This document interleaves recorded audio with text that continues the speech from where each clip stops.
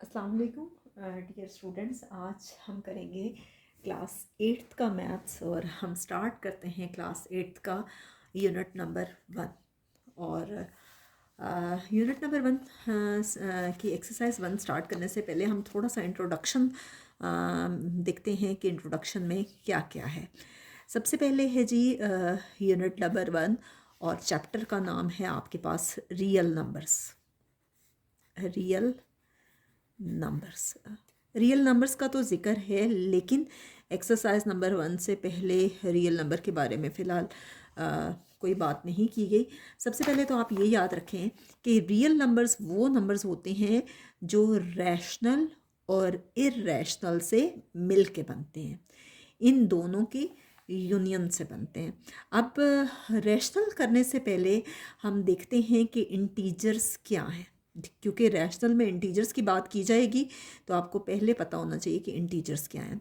Integers आपके पास positive भी होते हैं और नेगेटिव भी होते हैं। राइट साइड पे पॉजिटिव नंबर्स होते हैं और लेफ़्ट साइड पे नेगेटिव नंबर्स होते हैं। अब जब इंटीजर्स को मिला के लिखा जाता है तो हम कहते हैं कि 0 +-1 +-2 ये सारे के सारे आपके पास इंटीजर्स हैं। अब रैशनल नंबर्स कौन से नंबर्स होते हैं? रैशनल नंबर्स वो नंबर्स होते हैं जो p/q की फॉर्म में लिखे जा सकते हैं। रैशनल नंबर्स वो नंबर्स होते हैं जो p/q की फॉर्म में लिखे जा सकते हैं, और ये p और q दोनों बिलोंग करते हैं इंटीजर्स को, यानी वो इंटीजर्स में मौजूद होते हैं। फॉर एग्जांपल, मैं यहाँ से कोई नंबर लेती हूँ, मैं यहाँ से ले रही हूँ सपोज़ 1, तो आपको मालूम है कि 1 इंटीजर है। मैं q जो है वो भी यहाँ से कोई नंबर ले लेती हूँ, मैं 2 ले लेती हूँ, ये भी इंटीजर है। तो ये दोनों जो हैं p एंड q यानी 1 और 2 बिलोंग कर रहे हैं इंटीजर्स को। ठीक है, अब मैं कोई और एग्जांपल ले लेती हूँ। सपोज़ कि मैं ले रही हूँ +2, और यहाँ से ये सोन का मतलब है कि अगले नंबर्स भी शामिल हैं।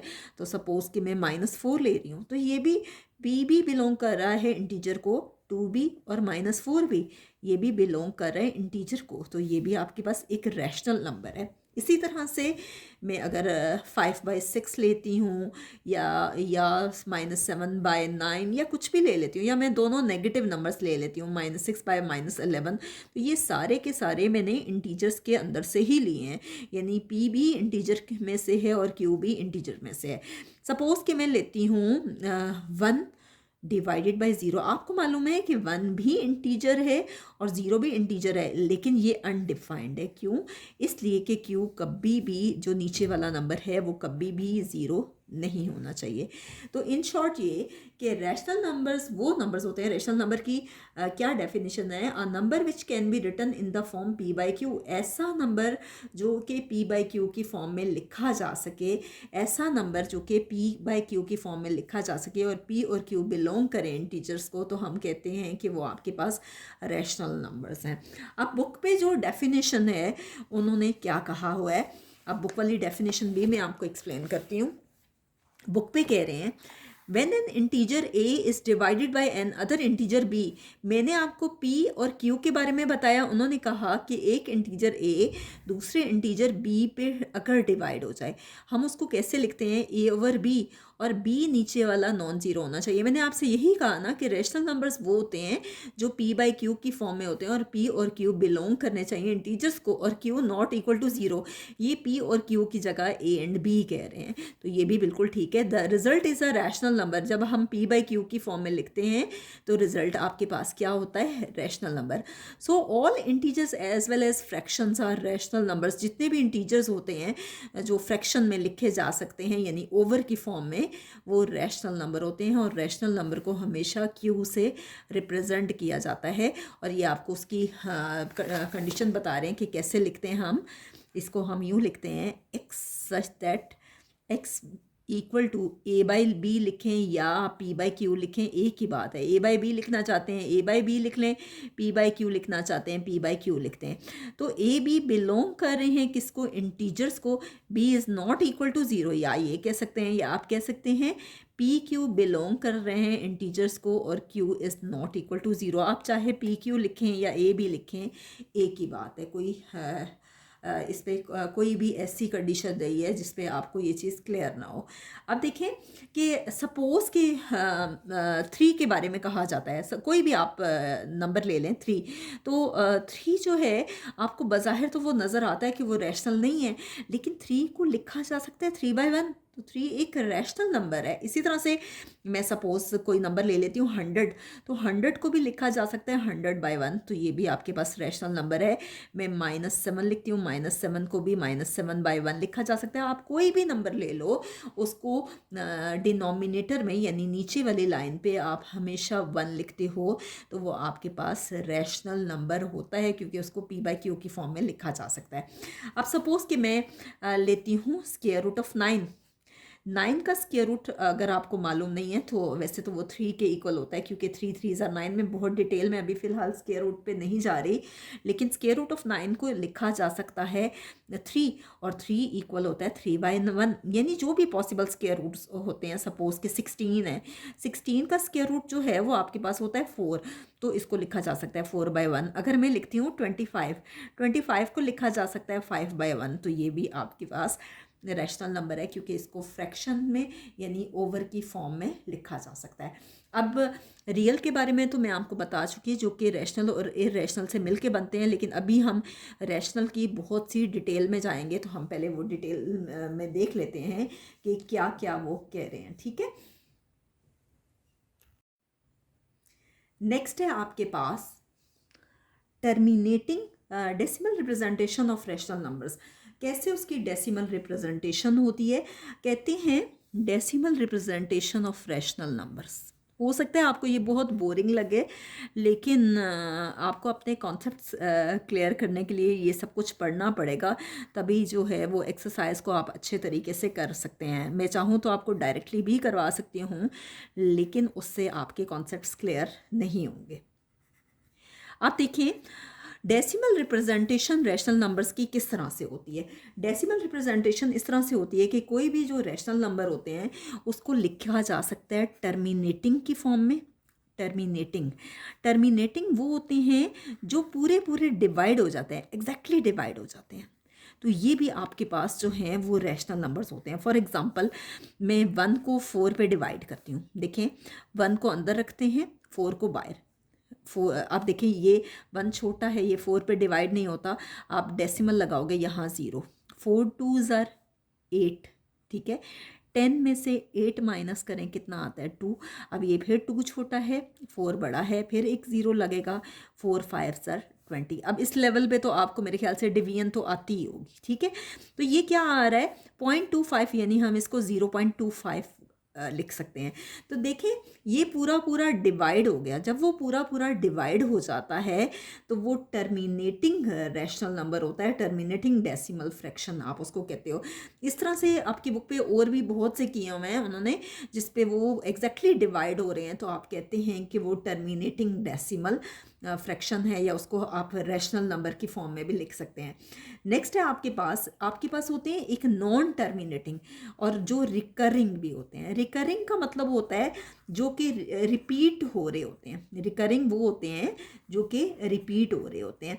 फॉर एग्जांपल और ये नॉन टर्मिनेटिंग भी आप कह सकते हैं, नॉन टर्मिनेटिंग रिकरिंग होते हैं। फॉर एग्जांपल कि मैं आपको एक एग्जांपल बता रही हूँ कि सपोज़ कि ये 1/3 है। 1/3 को जब डिवाइड किया जाता है, ठीक है, यह पॉइंट यहाँ लगेगा, यहाँ 0 आएगा, 3 3 ज़र 9, 10 में से 9 माइनस करें 1, फिर डेसिमल की वजह से 0 आएगा, फिर 3 3 ज़र 9, फिर आप इसको सोल्व करेंगे, ये 3 3 आता ही जाएगा, ठीक है, यानी कि ये रिपीट हो रहा है। आप इसको लिख सकते हो 0.333333, ठीक है। अब देखें ये एक तो ये पूरा पूरा डिवाइड नहीं हुआ, दूसरी बात ये कि ये रिपीट हो रहा है, ठीक है। ये आपके पास non terminating recurring decimal fraction कहलाते हैं। और आप इसको कैसे लिख सकते हैं, 1/3 इक्वल टू 0.3 बार, जो रिपीट हो रहा होता है उसके ऊपर आप बार डाल देते हो, ठीक है। इसी तरह से आपके पास होता है सपोज के 1/7 है, ठीक है। 1 को 7 पे अगर आप डिवाइड करो तो ये इस तरह से आएगा। मैं डायरेक्टली लिख रही हूँ 1.142857, ये रिपीट हो रहा है, फिर आ रहा है 142857। आप देखें कि ये 142857 आपके पास 2 टाइम्स आया और मज़ीद ये आता जाएगा, तो इसको भी आप कहते हैं कि ये रिकरिंग है। आप इसको कैसे लिख सकते हो, 1.142857, और इसके ऊपर आप बार डाल देते हो क्योंकि ये रिपीट होता जा रहा है। इसी तरह से 1/13 है, ये भी उसकी कंडीशन है। क्या होगा, 0.076923, 0.76923। आप अगर देखें तो ये रिपीट होता जा रहा है, ठीक है। ये भी आपके पास क्या है जी, रिकरिंग डेसिमल फ्रैक्शन। और जब आप इसको लिखते हो तो 0.76923, तो आप इसके ऊपर बार डाल देते हो क्योंकि ये रिपीट हो रहा है। इसी तरह से आपके पास है 7/22, तो ये भी आपके पास रिपीट होता जा रहा है, 3181818, इसी तरह से ये रिपीट हो रहा है। तो आप क्या करते हो कि आप इसके ऊपर भी बार डाल देते हैं, 318 के ऊपर बार के 1818 जो है 18 के ऊपर बार डालेंगे। जो रिपीट होता है आपने सिर्फ इसके ऊपर बार डालनी है। ये जस्ट मैं आपको समझाने के लिए मैंने ये बार लगाई है, यहाँ पे आपने हरगिज़ नहीं लगानी। तो इसी तरह से ये आपके पास जो हैं, आपको यहाँ से ये अंदाज़ा होना चाहिए कि इस तरह से इनको लिखा जा सकता है। जो रिकरिंग है अगर वो रिपीट होते हैं तो उनकी ये फॉर्म होती है। नेक्स्ट हम करते हैं जी इर्रेशनल नंबर। रैशनल में मैंने आपको बता दिया है, एक टर्मिनेटिंग होते हैं, एक नॉन टर्मिनेटिंग रिकरिंग होते हैं, ठीक है। जो पूरे पूरे डिवाइड नहीं होते और उसमें रिपीट हो रहा होता है, एक रैशनल की ये कंडीशन होती है। नेक्स्ट हम करते हैं जी इर्रेशनल नंबर। इर्रेशनल नंबर्स वो नंबर्स होते हैं जिसके बारे में ये कहा जाता है, a number which can not be written in the form p/q, जो कि p/q की फॉर्म में ना लिखा जा सके। रैशनल तो वो होते हैं ना जो p/q की फॉर्म में लिखे जा सकते हैं, और इर्रेशनल वो होते हैं जो p/q की फॉर्म में नहीं लिखे जा सकते, इन the form p/q। For example आपके पास जो पॉसिबल स्क्वायर रूट्स नहीं होते, फॉर एग्जांपल 2 का स्क्वायर रूट पॉसिबल नहीं होता, 3 का स्क्वायर रूट आप देखें पॉसिबल नहीं होता, 7 का स्क्वायर रूट पॉसिबल नहीं होता, इसी तरह से 11 का स्क्वायर रूट पॉसिबल नहीं होता। इसके बाद आप कह सकते हैं 17 का स्क्वायर रूट पॉसिबल नहीं होता। तो वो नंबर्स जिनके स्क्वायर रूट पॉसिबल नहीं होते वो सारे के सारे इर्रेशनल नंबर होते हैं। इन शॉर्ट आप ये कह सकते हो कि ऐसे नंबर्स जो कि नॉन टर्मिनेटिंग हो, नॉन रिकरिंग हो, नॉन टर्मिनेटिंग हो और नॉन रिकरिंग हो। कैसे? नॉन टर्मिनेटिंग तो वो होते हैं, नॉन टर्मिनेटिंग में तो कुछ रैशनल में भी होते हैं लेकिन वो रिकरिंग होते हैं, यानी वो रिपीट हो रहे होते हैं। लेकिन इर्रेशनल में जैसे देखें 1.414213562373 आप कैलकुलेटर पे करोगे आपको इजीली इसका अंदाज़ा हो जाएगा कि आप देखें कि इसमें कुछ भी रिपीट नहीं हो रहा होता। तो ये आपके पास नॉन टर्मिनेटिंग है, यानी ये पूरे पूरे डिवाइड नहीं हुए, एग्जैक्टली डिवाइड नहीं हुए, और नॉन रिकरिंग है यानी ये रिपीट नहीं हो रहे। इसी तरह से आप स्क्वायर रूट ऑफ 3 लें, ये आ रहा है 1.7320580756 तो इसमें भी कोई ऐसे नंबर्स नहीं है कि जो कि रिपीट हो रहे हों। इसी तरह से आप 7 का स्क्वायर रूट ले लें, 11 का ले लें। देखें मैं 7 का स्क्वायर रूट आपके सामने लेती हूँ तो इसमें भी आप देखें कि कुछ भी ऐसा नहीं है कि जो रिपीट हो रहा हो, ठीक है। कोई ज़्यादा सारे डिजिट्स आपके पास रिपीट हो रहे हों, या इसी तरह से आप 11 का स्क्वायर रूट ले लें, जो भी आपके पास नंबर्स हैं आप इसका स्क्वायर रूट ले लें, तो आप देखें कि कुछ भी ऐसा नहीं है कि जो कि आपके पास रिपीट हो रहा हो। तो ये सारे के सारे आपके पास इर्रेशनल नंबर्स होते हैं, वो नंबर्स जिनको p/q की फॉर्म में नहीं लिखा जा सकता, वो सारे के सारे इर्रेशनल नंबर्स होते हैं। अब जब हम एक्सरसाइज स्टार्ट करेंगे उसका क्वेश्चन नंबर 1 करने से पहले आपके पहले ये कॉन्सेप्ट्स क्लियर होंगे कि रैशनल क्या होते हैं, इसके बाद टर्मिनेटिंग क्या है, नॉन टर्मिनेटिंग क्या है। तो उसके बाद हम ये एक्सरसाइज स्टार्ट करेंगे। आप आज की वीडियो से ये सारा एक बार स्टडी करेंगे, इसको समझेंगे, तो फिर हम इंशाल्लाह नेक्स्ट वीडियो में एक्सरसाइज नंबर 1.1 स्टार्ट करेंगे।